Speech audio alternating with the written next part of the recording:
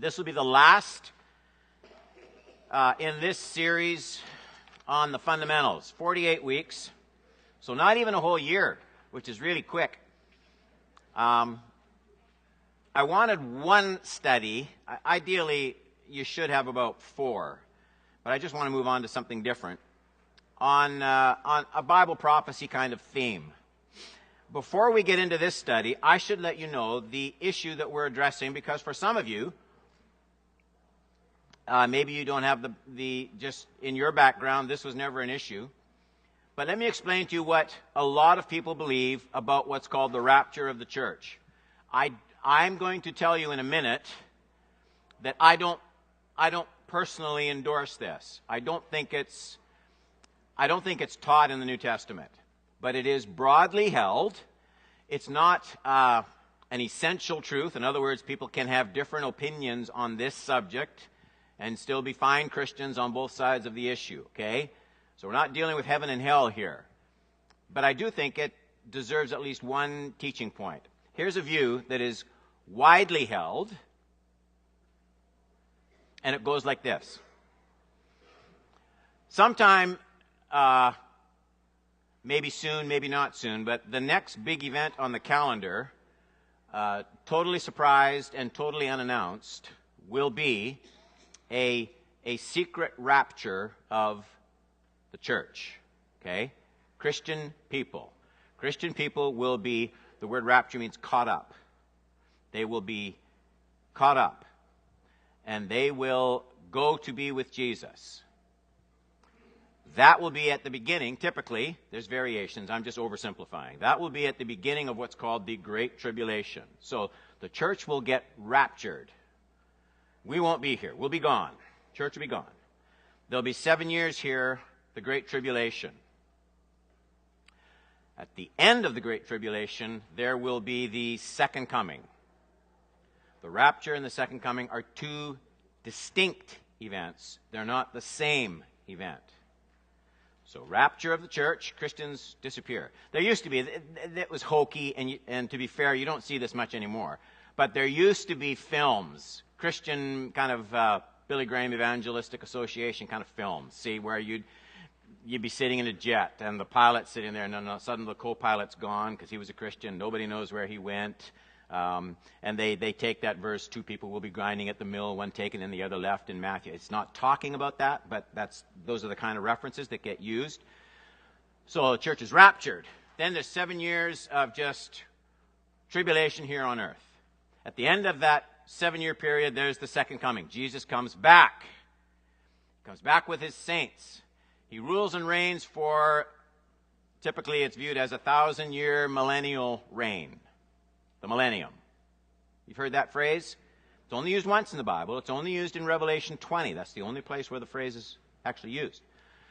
One day we'll do a study on the millennium as well. Now, that's what we're studying today. That view, rapture of the church, 7 years of tribulation, second coming. Okay, just that much of it. That view is part of a system, and I'm not going into this in a complicated way. The system is known as dispensationalism. How many have heard that word? Okay, dispensationalism, it's a big word, but it's really not that complicated. Dispensationalism, and there's a lot of dispensational Christians. Dispensationalism, simplified, is the belief that God has 2 peoples, 2 covenant peoples. Right now, he has 2 covenant peoples. Jews, with whom he gave the Abrahamic covenant, and the church. All right?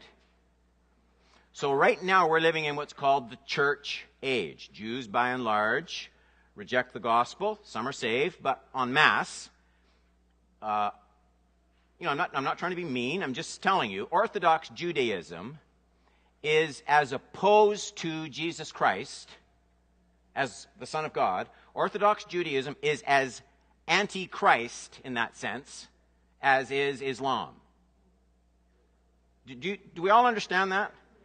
They absolutely, flat out, reject Jesus Christ as the Messiah. And it's official. Okay. So God has these 2 covenant peoples. Right now, it's the church age. God's pouring out his Spirit on the Gentiles. That's anybody that's not a Jew. They get saved. But the time is going to come when the time of the Gentiles, the Bible talks about that, is going to come to an end. That's the rapture. See, all the Christians that are saved are gone. Then you're going to have a Jewish. God's going to deal with the Jews. That's why the church isn't going to be here. Because God doesn't have one people. I don't know what you do. I don't know what you do with some of those passages in Ephesians where Paul says he's made the two one. He's broken down the wall of partition between them. A lot of Christians don't think this through, what the new covenant really means. Let me ask you the question. You'll see how awkward you feel just when I ask the question. You just watch how you feel inside. Are the Jews God's covenant people? Are you sure? Which covenant? Are you talking about the one that Hebrews says is obsolete? That one?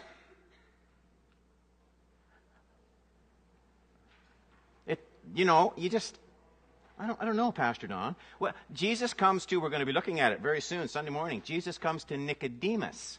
Nicodemus, nobody even points this out. The text tells us right there in John 3, he's a ruler of the Jews. What that means is he's a member of the Sanhedrin. This is the official Orthodox body of the Jews. All right? Nicodemus is one of God's covenant people, is he not?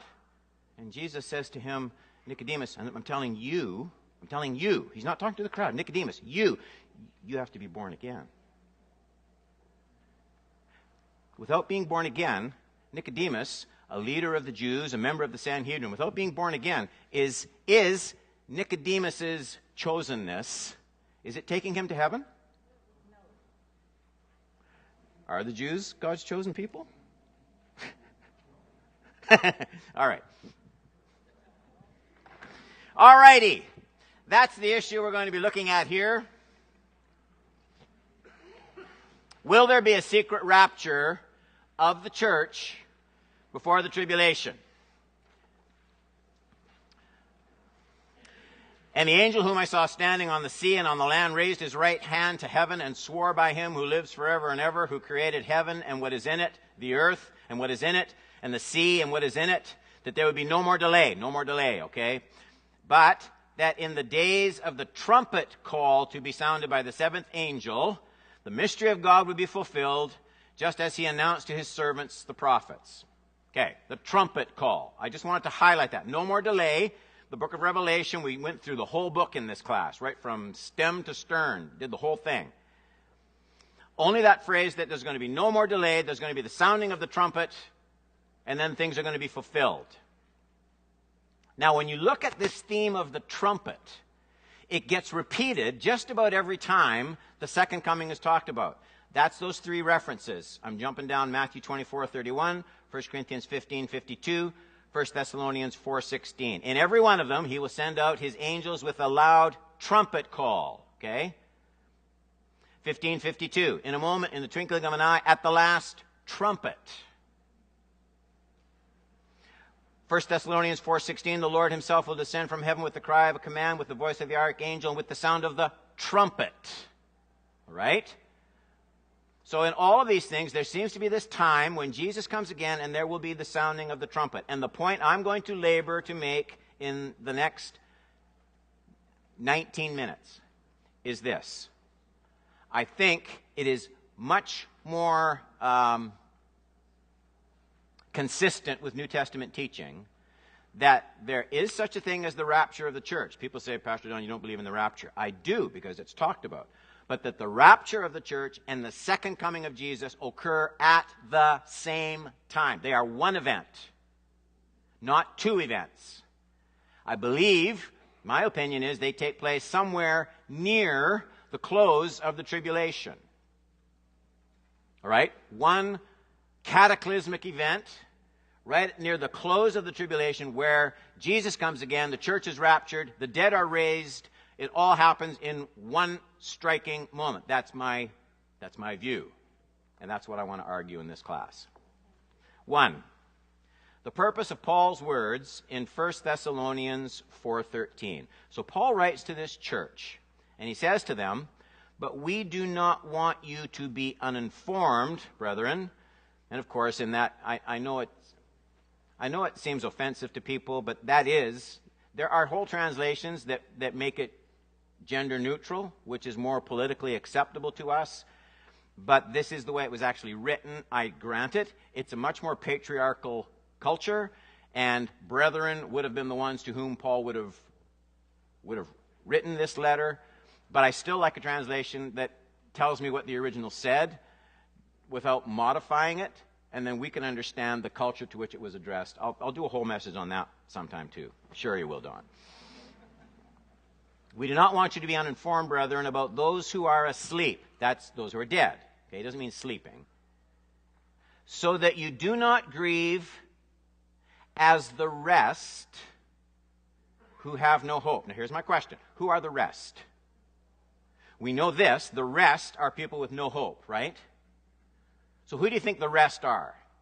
I don't want you, he writes to the church and their departed loved ones. I don't want you feeling like the people who have no hope. So what he's saying is, you're not like the unsaved, okay? That just seems obvious to me from the text. It's not a scholarly leap, but just there's people with no hope. And Paul says, there's sorrow when loved ones die and stuff like that. You might have questions, but we're not like those that don't have any hope. Okay.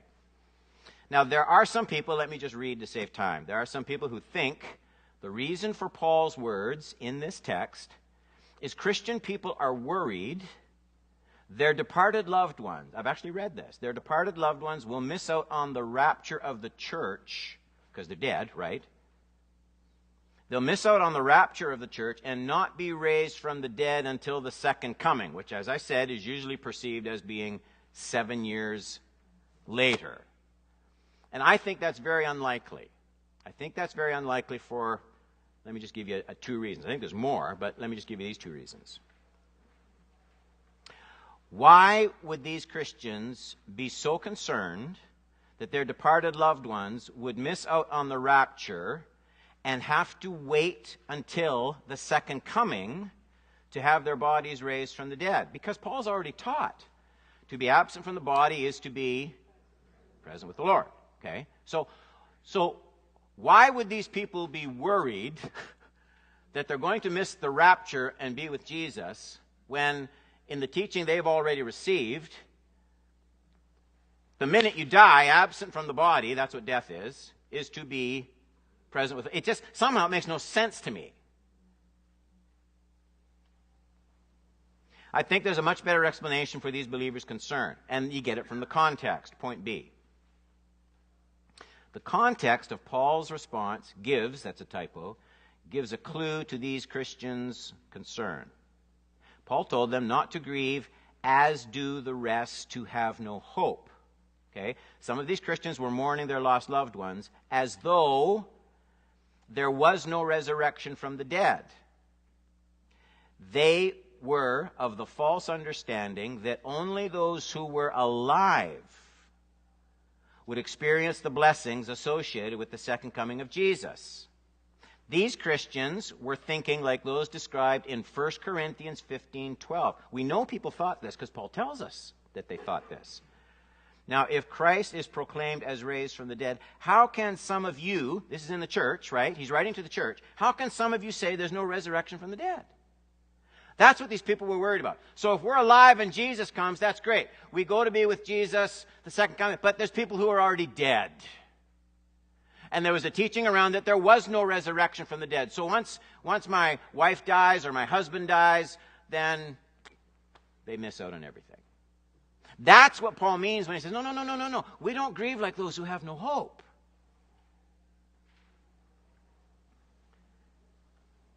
And Paul urges these believers to remember the reality of the resurrection of all believers when Jesus comes again. No one will be left out. Got to hurry. 2. In Paul's understanding, the resurrection of departed, dead believers takes place at the second coming of Jesus Christ. You see 1 Thessalonians 4:14 to 18. For since we believe that Jesus died and rose again, even so, through Jesus, God will bring with him those who have fallen asleep. This is interesting. God will bring with him those who have fallen asleep, not their physical bodies. It's important to know what he's saying. Absent from the body is present with the Lord. But where's the body right now? Where's my dad's body? Newmarket Cemetery. Where's my dad? With the Lord. Both. The body, right, is in the cemetery. He's with the Lord. But at the second coming, he's coming with my dad. And something else is going to happen that's really precious and Christians never talk about. I don't know why. My dad's body will come out of that cemetery. They will be reunited. No one's going to exist eternally as a gas floating around, wafting through space. We will be spatial, temporal, glorified, true enough, beings with bodies. We won't be floating around on harps with cream cheese. There's going to be a new heaven and a new earth. This is wonderful teaching. It's a wonderful concept that whatever reality you have to your life now, let's put it this way. What are you doing this week? Whatever reality you have to your life now will feel like the shadow compared to the reality that your existence will have when Jesus comes again. This will seem like the flimsy. All right. God will bring with him those who have fallen asleep. So the souls, the spirits, whatever word you want to use. Now he goes on, 15. For this we declare to you by a word from the Lord. Paul says, I'm not making this up. I got this from Jesus. That's what he means. That we who are alive, okay, so some people haven't died. They're just going to be like this when Jesus comes again. We who are alive, who are left until the coming of the Lord. Okay, so we didn't die. We will not precede those who have fallen asleep. For the Lord himself will descend from heaven with a cry of command, with the voice of the archangel, with the sound of the trumpet of God, and the dead in Christ, that's the bodies. The first thing that's going to happen, this is the grace of God. He raises the dead bodies first. They're united so that they see and take part in an event that otherwise they would just miss. Right? So the first thing God does is he makes sure, this is the way God gets glory. I will make sure that every person who has ever drawn breath will be standing in a physical body to see my second coming. Nobody will miss it. That's the kind of event it's going to be. Talking too much. Sorry.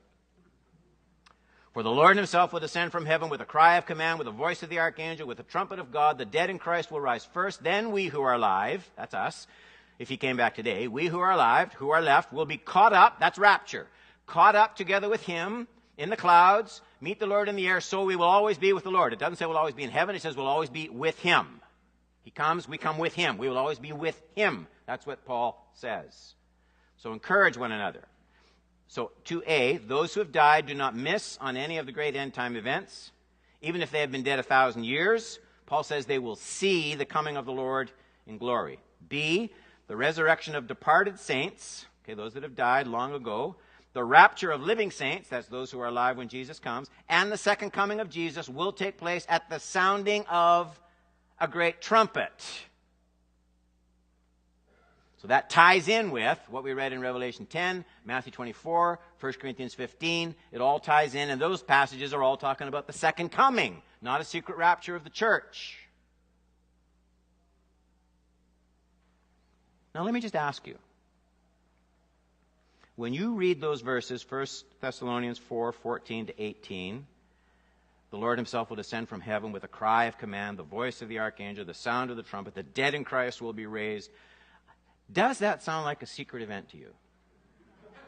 Like really, does that sound like a secret rapture? That clearly, though, is when we who are alive will be caught up, right? That's when it happens. Okay, 3. How the day of the Lord comes like a thief, because there was a film long ago. That's when they were still called films. A Thief in the Night. Anybody remember seeing A Thief in the Night? Sure, I remember that.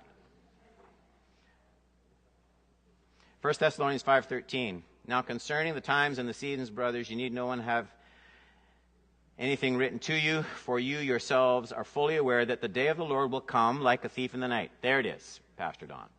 There's that rapture thing. See, secret, like a thief in the night. While people are saying there is peace and security, then sudden destruction will come upon them as labor pains come upon a pregnant woman, and they will not escape. And the point there is, of course, Christ's coming will only come upon unbelievers like a thief. Believers will not be surprised by the coming of Jesus. That's 1 Thessalonians 5:4-5. But you are not in darkness, brothers, that for that day to surprise you like a thief. You are all children of light, children of the day. You are not of the night or the darkness. So the idea there is, right, for people who, Jesus said in Matthew 24, same event, that the people like in Noah's day, they were eating and drinking and marrying and giving in marriage, and they didn't realize until the last minute that the door was going to be shut, right? Remember that passage? Cool. That's those people. The people who have no interest. They're not looking what's happening. They're not following Jesus. They're in the dark. Paul says it's a thief in the night for those people. But not because it's a secret. The ark that's a big boat being built right there. It didn't have some sleight of hand, but they weren't paying attention. Even labor pains. Fine. The pains may come upon you suddenly, but labor does not creep up on you. You don't go to bed one night and the next morning you're 9 months pregnant. It's a gradual process, that whole thing. And if a woman has any sense at all, usually by the time she's 8.5 months pregnant, she goes, wait a minute, I think there's a baby coming.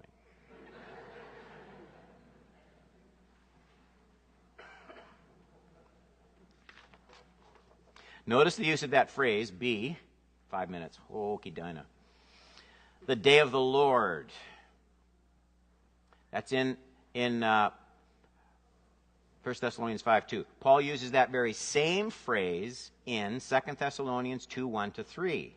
Now we request you, brethren, with regard to the coming of our Lord Jesus Christ, second coming, and our gathering together to him, rapture. Same sentence. That you be not quickly shaken from your composure or disturbed either by a spirit or a message or a letter as if from us, to the effect that the day of the Lord has come, like it's already happened. Let no one in any way deceive you, for it, what is the it? It is the day of the Lord, right? That's what he's just talked about. The end of verse 2, the day of the Lord. Let no one in any way deceive you, for it, the day of the Lord, will not come unless the apostasy comes first, the man of lawlessness is revealed, the son of destruction. So the issue Paul is addressing here, 1 Thessalonians chapter 4 and 5, was the concern of the saints who were already in their graves, that the glorious events of the second coming, they missed them. Okay, we just looked at that. Paul says, no, they'll be raised first. Don't worry. The dead are raised. Now the issue here is slightly different.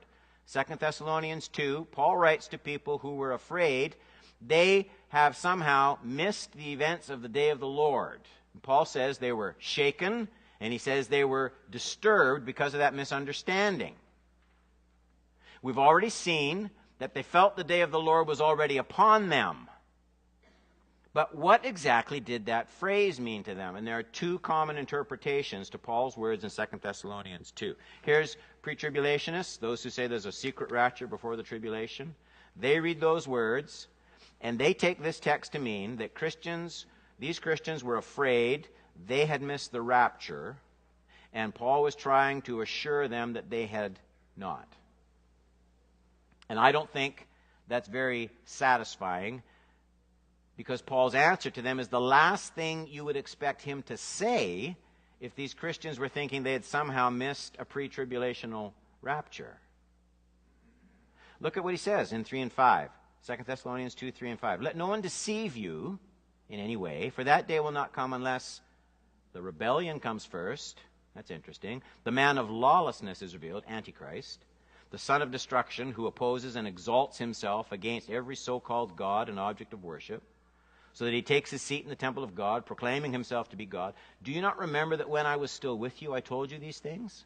Now, to me, it hardly makes sense for Paul to tell them about seeing Antichrist first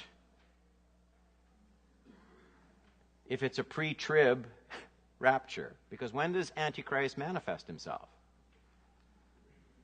During the tribulation, right? So Paul says to these people, don't worry, you haven't missed the rapture. Because before the rapture, and this is now what I think, because before the rapture takes place, you will see this rebellion, and you will see the man of sin revealed. That's what Paul says to them. And that only makes sense if Paul was actually telling them the rapture doesn't take place before the tribulation, because he wouldn't tell them to look for Antichrist if they were going to be long gone before he ever manifested himself. Everybody get what I'm saying? Jump down to the little point 2. These Christians were concerned because of the extreme. So what were they worried about? What were they concerned about? These Christians were concerned because of the extreme nature of the persecution they were facing. Look at 1:6. And you became imitators of us and of the Lord, for you received the word in much affliction. Look at 2:1-4. Therefore, we ourselves boast about you in the churches of God for your steadfastness in faith in all your persecutions and in the afflictions that you are enduring. Here's what I think makes more sense. They were worried, thinking that the day of the Lord had already come. Because of the extreme persecution they were facing, someone came up with the idea that they were already in the Great Tribulation. Right? And from the previous teaching they had received from Paul, they knew that if they were in the Great Tribulation, the second coming was right around the corner, right? Because it comes at the close of the tribulation. And here's what was happening. Because they thought we're in the tribulation, Jesus is coming in at most 3.5 years. And you can see it in the text. Paul says that many of them were quitting their jobs. He tells them not to. It's right in there.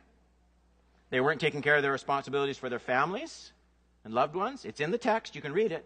Because what's the point? The end is here. That's the issue Paul's dealing with. And Paul's solution was to tell them they needn't worry about having missed the day of the Lord, because the coming of the day of the Lord will be identifiable in advance. Paul tells them that Christians will be able to see the rising up of Antichrist before the day of the Lord comes. Why would Paul try to convince these people that the day of the Lord had not come by pointing out a man of lawlessness they were never going to see anyway if the rapture took place before the tribulation? It doesn't make sense to me that way. What I'm saying is, God doesn't have two plans of being saved, one for the church, and then another way where they will be saved during the tribulation. Jews will go back to the old sacrificial system. That's what dispensationalists believe. What I'm saying is, God has one people. He has one people, Jew and Gentile. The rapture of the church and the second coming take place at the close of the tribulation, and God will keep us in the middle of it without taking us off the planet. How did he preserve Noah and his family during the flood? Did they leave the earth? He protects them in the middle of it. And that's the way it'll be again.